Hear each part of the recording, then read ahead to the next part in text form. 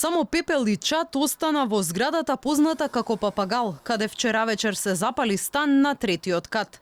Екипата на Алфа денеска влезе во зградата во строгиот центар на Скопје. Во лифтот и ходникот се чувствуваше силен мирис од чадот со кој пожарникарите се бореле до доцна во ноќта. По скалите расфрлан мебел и по куќнина. Вратата од опожарениот стан на третиот кат беше ширум отворена.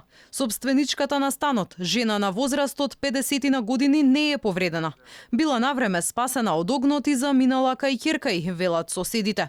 Во зградата денеска нема струја, а во дел од становите на вториот кат се чисти водата која останала по интервенцијата на пожарникарите. Станарите не сакаат да говорат пред камера, но се жалат на условите за живот во зградата. Велат пристапот до зградата е лош. Поради заштитните столбчиња на тротоарот против пожарните возила мака мачеле да стигнат до запалениот стан. Дополнително велат зградата нема противпожарни скали, па слегувањето низ чадот било мачно.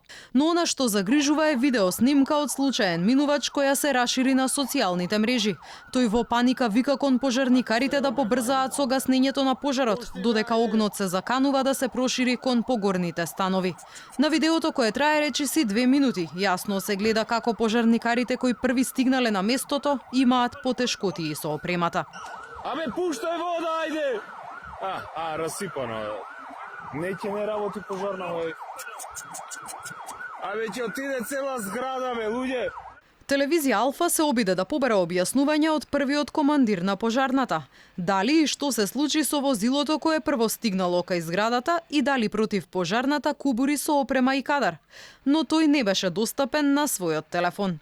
Инаку од против пожарната единица на град Скопје само кусо соопштија дека во гаснењето на пожарот учествувале 5 возила и 11 пожарникари. И оти огнот бил навремено изгаснат. Според извештајот на полицијата, причина за пожарот била плинска боца, а во несреќата немало повредени станари.